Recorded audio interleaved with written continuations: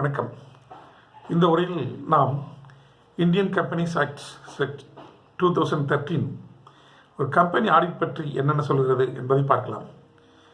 Indian companies ஆக்டினுடைய section 138லேருந்து 148 வரையிலும் company audit பற்றி பேசப்பட்டிருக்கிறது.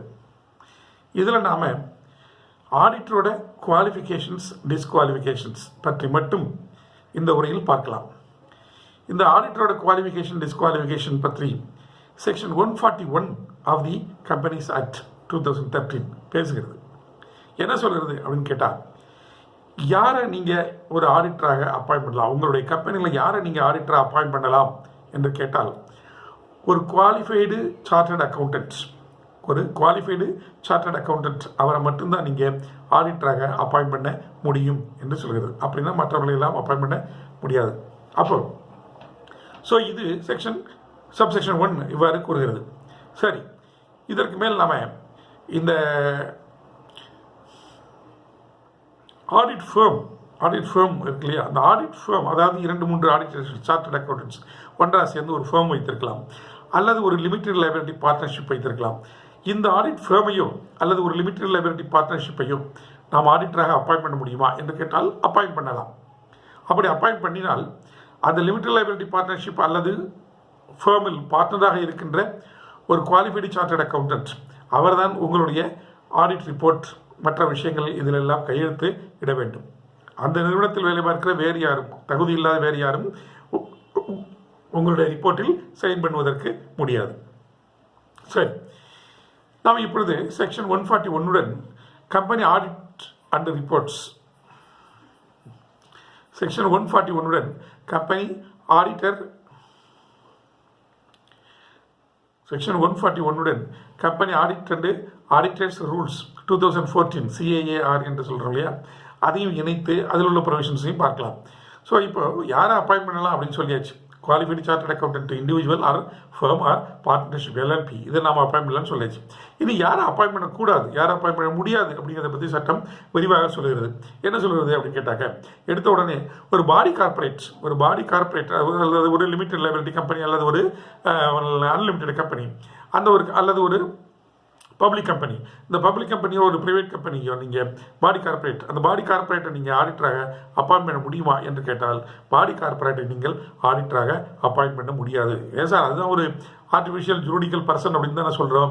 அப்போ அது ஏன் நீங்கள் ஆடிட்டரை அப்பாயிண்ட் பண்ணக்கூடாது அப்படின்னு கேட்டாக்க, என்னதான் ஒரு கம்பெனி இருந்தாலும் அந்த company acts only through it's directors. இந்த டைரக்டர்ஸுங்கிறவங்க இன்னைக்கு இருப்பாங்க, நாளைக்கு இருக்க மாட்டாங்க. ஸோ நீங்கள் அப்போ ஒரு பாடி கார்பரேட்டை ஒரு ஆடிட்டரை நீங்கள் அப்பாயிண்ட் பண்ணீங்கன்னு சொன்னால், அந்த கம்பெனியோட டைரக்டர்ஸ் தான் அங்கே ஆடிட்டிங் ஒர்க்கை பார்க்க போகிறாங்க. அவங்க நாளைக்கு இந்த கம்பெனியில் இருப்பாங்கன்னு சொல்ல முடியாது. அப்படி இருக்கிற பட்சத்தில் நீங்கள் ரெஸ்பான்சிபிலிட்டியை யார் மேலே ஃபிக்ஸ் பண்ணுறதுக்கு முடியாது. அதனால் நீங்கள் ஒரு பாடி கார்பரேட்டை ஒரு ஆடிட்டராக நீங்கள் அப்பாயிண்ட் பண்ண முடியாது. சரி, ஸோ ஒன்றாச்சு. ஃபர்ஸ்ட் விஷயம் is body corporate cannot be appointed as auditor இங்கே கம்பெனி. இரண்டாவது விஷயம், அந்த கம்பெனிலேயே வேலை பார்க்குற ஒரு எம்ப்ளாயி, அல்லது ஒரு ஆஃபீஸர், அவர் குவாலிஃபைடு பர்சன் தான், அதனால் நாங்கள் அவர் அப்பாயிண்ட் பண்ணலாம் அப்படின்னு சொன்னால் முடியாது. அதே கம்பெனியில் வேலை பார்க்குற ஒரு எம்ப்ளாயியோ அல்லது ஒரு ஆஃபீஸரையோ நீங்கள் அந்த கம்பெனியுடைய ஆடிட்டராக அப்பாயிண்ட் பண்ண முடியாது. 2.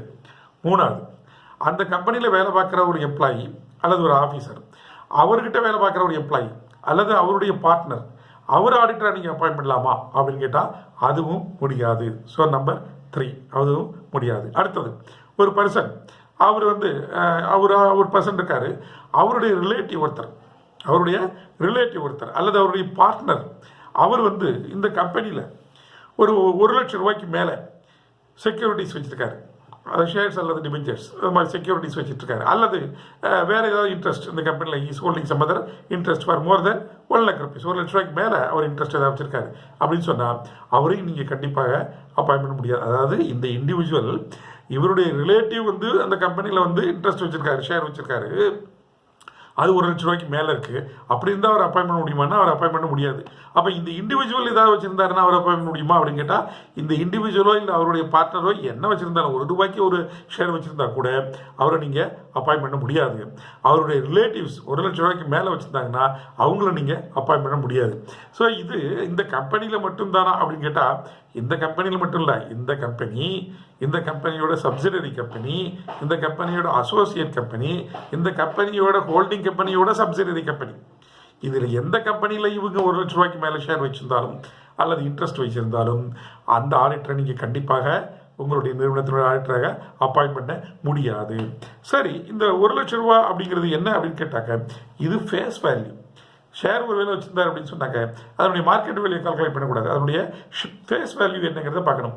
அந்த ஃபேஸ் வேல்யூ 1 லட்ச ரூபாய்க்கு மேலே இருந்ததுனால் நிச்சயமாக இட் கெட்ஸ் டிஸ்குவாலிஃபைடு. சரி, இப்போ அந்த ஒரு ஒரு 1 லட்ச ரூபாய்க்கு மேலே ஒருத்தர் ஷேர் வச்சிருக்காரு. ஒருவேளை அது சப்சீக்வெண்ட் அக்யூசேஷன் வச்சுப்பே. அதாவது ஒருத்தர் ஆடிட்டரை அப்பாயிண்ட் பண்ணியாச்சு. அப்பாயிண்ட் பண்ணதுக்கு அப்புறம் ஒருத்தர் ஒரு ரிலேட்டிவ் தெரியாமல் ஒரு 1 லட்ச ரூபாய்க்கு ஒரு ஷேர் வாங்கிடுறாரு அப்படின்னு சொன்னால் இப்போ this auditor is getting disqualified இல்லையா? அப்படி டிஸ்குவாலிஃபை பண்ணு சொன்னால் அப்படின்னா அந்த நேரத்தில் அவர் 60 நாட்களுக்குள்ளார அவர் ஒரு கரெக்டிவ் ஆக்ஷன் எடுத்துட்டாரு அப்படின்னு சொன்னாக்க அவர் திரும்ப அதே பொறுப்பில் கண்டினியூ பண்ணலாம். அப்படி ஒரு கரெக்டிவ் ஆக்ஷன் எடுக்கல அப்படின்னு சொன்னால் he gets disqualified and he has to vacate the office. So அப்போ அந்த சரி, இந்த ரிலேட்டிவ்னு சொன்னோம் இல்லையா, ரிலேட்டிவ்னு சொன்னோமே, அந்த ரிலேட்டிவ்ங்கிறது யார் அப்படின்னு சொன்னாங்க Hindu undivided family members. Hindu undivided HUF Hindu undivided family members ஆகியிருந்தால் அவங்க யாராக இருந்தாலும் கிடையாது. Right, okay. அடுத்தது ஹஸ்பண்ட், ஒய்ஃபு, ஃபாதர்னா including step father, mother including step mother, son including foster son, daughter in law, son in law, brother in law, sister including step sister, step brother, எல்லாரும் இவங்க எல்லாம் யாராக இருந்தாலும் ரிலேட்டிவ், இவங்க எல்லாமே ரிலேட்டிவ்ஸ் தான். இவங்கெல்லாம் யாராவது 1 லட்ச ரூபாய்க்கு மேலே அந்த கம்பெனியில் இன்ட்ரெஸ்ட்டோ இல்லை ஷேரோ வைத்திருந்தால், செக்யூரிட்டியோ வைத்திருந்தால் அந்த நபரை நீங்கள் ஆடிட்டராக அப்பாயிண்ட் பண்ண முடியாது. அந்த நபர் எவ்வளோ வைத்திருந்தாலும் சரி, ஒரு ரூபாய்க்கு ஒரே ஒரு ஷேர் வச்சுருந்தாலும் சரி, அவரை நீங்கள் அப்பாயிண்ட் பண்ண முடியாது. ஆனால் அவருடைய ரிலேட்டிவ்ஸ் யாராவது 1 லட்ச ரூபாய்க்கு மேலே வச்சுருந்தாங்கன்னா அவங்க வச்சுருக்கிறதுனால அவரை நீங்கள் அப்பாயிண்ட் பண்ண முடியாது. இது அடுத்தது இன்னொருத்தர் இருக்கார். இவர் என்ன பண்ணியிருக்காருன்னு கேட்டால் அந்த கம்பெனியில் ஒரு 1 லட்ச ரூபாய்க்கு மேலே கடன் வாங்கியிருக்கார். He is indebted to the company for more then 1 lakh rupees. More then 1 lakh rupeesக்கு நீங்கள் கடன் வாங்கியிருந்தாலும் இண்டெப்டட் இருந்தாலும் அல்லது வேறு யாராவது ஒரு தேர்ட் பார்ட்டி இருக்கார், அவருக்கு நீங்கள் கடன் வாங்கினதுக்கு நீங்கள் கேரண்டி கொடுத்துருந்தாலும் அப்படி நீங்கள் பண்ணியிருக்கிற பட்சத்தில் அவரையும் நீங்கள் கண்டிப்பாக அப்பாயிண்ட் பண்ண முடியாது. இதுவும் அதே மாதிரி அந்த கம்பெனியில் இருக்கலாம், அல்லது அதனுடைய சப்சிடியாக இருக்கலாம், அல்லது அதனுடைய அசோசியேட் கம்பெனியாக இருக்கலாம், அல்லது சப்சிடி ஆஃப் தி ஹோல்டிங் கம்பெனியாக இருக்கலாம். இதில் எந்த இதுலையும் அவர் 1 லட்ச ரூபாய்க்கு மேலே இண்டெபெண்டன்ஸ் இருந்து, ஒரு தேர்ட் பார்ட்டிக்கு இண்டெபெண்டன்ஸ் இருந்து அதுக்கு ஒரு ஷூரிட்டி கொடுத்துருந்தாரு அப்படின்னு சொன்னாக்க அவர் நிச்சயமாக அப்பாயிண்ட் பண்ண முடியாது. அடுத்தது வேறு ஒரு பர்சன், அந்த person is having directly or indirectly has some business relationship with the company. அப்படி இருந்தால் அதாவது அந்த கம்பெனியும் எப்படி அந்த கம்பெனி அல்லது அதனுடைய சப்சிடரி கம்பெனி அல்லது அசோசியேட் கம்பெனி அல்லது subsidiary of the holding company எதில் இருந்தாலும் சரி, டைரெக்டாக ஒரு பிஸ்னஸ் ரிலேஷன்ஷிப் இருந்தது அப்படின்னு சொன்னால் அப்படி இருக்கிற பட்சத்திலையும் அவரை நீங்கள் ஆடிட்டராக அப்பாயிண்ட் பண்ண முடியாது. இந்த டைரக்ட் பிஸ்னஸ் ரிலேஷன்ஷிப்புங்கிறது என்ன அப்படிங்கிறதையும் நம்ம பார்த்துக்கணும். கமர்ஷியல் டிரான்சாக்ஷன்ஸ் தான் நம்ம டைரக்ட் ரிலேஷன்ஷிப் அப்படின்னு சொல்ல முடியும். உதாரணமாக ஒரு ஆடிட்டர் இன்னொரு கம்பெனிக்கு ப்ரொஃபஷனல் சர்வீசஸ் ஏதோ பண்ணுறாரு அப்படின்னு சொன்னாங்க, ப்ரொஃபஷனல் சர்வீசஸை நீங்கள் கமர்ஷியல் டிரான்சாக்ஷன்ஸ்னு சொல்ல முடியாது இல்லையா? அதனால் அதை நீங்கள் விட்டுறலாம். அதே மாதிரி ப்ரொஃபஷனல் சர்வீசஸ் இல்லாமல் அவர் ஆர்டினரி கோர்ஸ் ஆஃப் த பிஸ்னஸில் he is having some dealing with the company at arms length ப்ரைஸில் சில டிரான்சாக்ஷன்ஸ் இருக்கலாம். உதாரணம் இப்போ நாமளே ஒரு பெரிய கம்பெனி இருக்குது, அந்த கம்பெனியில் நாம் நிச்சயமாக அந்த கம்பெனிலேருந்து ஏதாவது பொருட்களை வாங்கலாம், அந்த கம்பெனிலேருந்து நாம் நிச்சயமாக பொருட்களை வாங்கலாம். அது இந்த ordinary course of the business. அதை போய் நீங்கள் டிஸ்குவாலிஃபிகேஷன் அல்லது கமர்ஷியல் டிரான்சாக்ஷன் அப்படின்னு சொல்லி அதை நீங்கள் பிஸ்னஸ் ரிலேஷன்ஷிப்னு நீங்கள் கொண்டு வர முடியாது. ஸோ அது தவிர இந்த 2 விஷயங்கள் தவிர, ஒன்று ப்ரொஃபஷனல் சர்வீசஸ், இன்னொன்று அட் ஆர்ம்ஸ் லென்த் ப்ரைஸ், இந்த ordinary course of the business dealings. So இந்த 2 விஷயங்கள் போக மீதி எந்த பிஸ்னஸ் ரிலேஷன்ஷிப் இருந்தாலும் தட் ஆல்சோ கெட்ஸ் டிஸ்குவாலிஃபைடு. அதுவும் ஒரு டிஸ்குவாலிஃபிகேஷன் ஆகிடுது. இது இல்லாமல் நீங்கள் எந்த கம்பெனியில் ஒருத்தர் ஆடிட்டர் அப்பாயின்மெண்ட் விரும்புகிறீங்களோ அந்த கம்பெனியில் அவருடைய ரிலேட்டிவ் டைரக்டராகவோ அல்லது ஒரு கீ மேனேஜரியல் பர்சனலாகவோ இருந்தால் அவரை நீங்கள் நிச்சயமாக ஆடிட்டராக அப்பாயின்ட் பண்ண முடியாது. சரி, இது இல்லாமல் ஒருத்தர் வேற ஒரு இடத்துல ஃபுல் டைம் எம்ப்ளாய்மெண்ட்டில் இருக்கார், வேற ஒரு நிறுவனத்தில் ஃபுல் டைம் எம்ப்ளாய்மெண்ட்டில் இருக்கார். அவரை நீங்கள் உங்களுடைய கம்பெனியில் ஆடிட்டர் அப்பாயின்ட் பண்ண முடியுமான்னா நிச்சயமாக அவரை ஆடிட்டர் அப்பாயின்ட் பண்ண முடியாது. அதே மாதிரி இன்னொரு ஃபார்மில் அவர் இருக்கார், ஆடிட்டராக இருக்கார். அங்கே இருந்து அவருக்கு 20 கம்பெனிக்கு மேலே அவர் ஆடிட்டராக இருக்கார். அப்படிங்கிற பட்சத்தில் அவரையும் நீங்கள் நிச்சயமாக உங்களுடைய கம்பெனியில் ஆடிட்டராக அப்பாயின்ட் பண்ண முடியாது. இன்னொரு நபர் இருக்கார். இந்த நபர் he is convicted for involving in fraud. ஒரு ஃப்ராடில் வந்து கன்விக்ட் ஆகி கோர்ட் அவரை கன்விக்ட் பண்ணிடுச்சு. கன்விக்ட் பண்ணி 10 வருஷம் இன்னும் ஆகலை. அவர் 10 வருஷம் ஆகாத பட்சத்தில் அவரை நீங்கள் ஆடிட்டர் அப்பாயின்ட் பண்ண முடியுமா அப்படின்னு கேட்டால் அவரையும் நீங்கள் நிச்சயமாக உங்களுடைய கம்பெனியில் ஆடிட்டர் அப்பாயின்ட் பண்ண முடியாது. ஸோ இப்போ ப்ரொவிஷன்ஸு என்னங்கிறதெல்லாம் நம்ம நல்லா தெளிவாக தெரிஞ்சுக்கலாம். ஸோ 141 தான் இந்த குவாலிஃபிகேஷன்ஸ் அண்ட் டிஸ்குவாலிஃபிகேஷன்ஸ் ஆஃப் ஆடிட்டர் சொல்லியிருக்கு. ஸோ 141 தெளிவாக முதல்ல சொல்லியிருக்கு, ஒரு குவாலிஃபைடு சார்ட்டர்ட் அக்கௌண்டன்ட் தான் நீங்கள் ஆடிட்டர் அப்பாயின்ட் பண்ண முடியும்னு சொல்லியிருக்கு. அவர் ஒருவேளை ஒரு ஃபார்ம் வைத்திருந்தால், சார்ட்டர்ட் அக்கௌண்டன்ட் சேர்ந்து ஒரு ஃபார்ம் வைத்திருந்தாலும் அல்லது ஒரு எல்எல்பி ஃபார்ம் பண்ணியிருந்தாலும் அந்த எல்எல்பியோ அல்லது ஃபார்மையோ அதே பேரில் நீங்கள் ஆடிட்டராக அப்பாயிண்ட் செய்யலாம். ஒரு பாடி கார்பரேட்டை நீங்கள் ஆடிட்டராக அப்பாயிண்ட் பண்ண முடியாது. ஒரு எம்ப்ளாயி அல்லது ஒரு officer of the same company அவரை நீங்கள் அந்த கம்பெனிலேயே ஆடிட்டர் அப்பாயின்ட் பண்ண முடியாது. ஒரு கம்பெனி எம்ப்ளாயி இருக்காரு அல்லது ஒரு ஆஃபீஸர் இருக்காரு, அவர்கிட்ட வேலை பார்க்குற ஒரு எம்ப்ளாயி அல்லது அவருடைய ஒரு பார்ட்னர் அவரை நீங்கள் அப்பாயின்ட் பண்ண முடியுமா அப்படின்னு கேட்டால் அவரை நீங்கள் அப்பாயின்ட் பண்ண முடியாது. ஒரு ரிலேட்டிவ் ஒருத்தர் இருக்காரு, அந்த ரிலேட்டிவ் மோர் தேன் 1 lakh rupees செக்யூரிட்டிஸ் வச்சிருக்கிறாரு, அப்படி செக்யூரிட்டிஸ் வச்சிருக்கிற ஒருத்தரை நீங்கள் அப்பாயின்ட் பண்ண முடியுமா அப்படின்னு கேட்டால் அதுவும் முடியாது. இந்த ஆடிட்டரே வந்து கம்பெனியில் செக்யூரிட்டிஸ் வச்சிருக்காரு அப்படின்னு சொன்னால் அவர் எவ்வளோ செக்யூரிட்டி வச்சிருந்தாலும், ஈவன் ₹1 ஒரு செக்யூரிட்டி வைத்திருந்தாலும் அல்லது ₹1 ஒரு இன்ட்ரெஸ்ட் வைத்திருந்தாலும் அவரை நீங்கள் நிச்சயமாக அப்பாயின்ட் பண்ண முடியாது.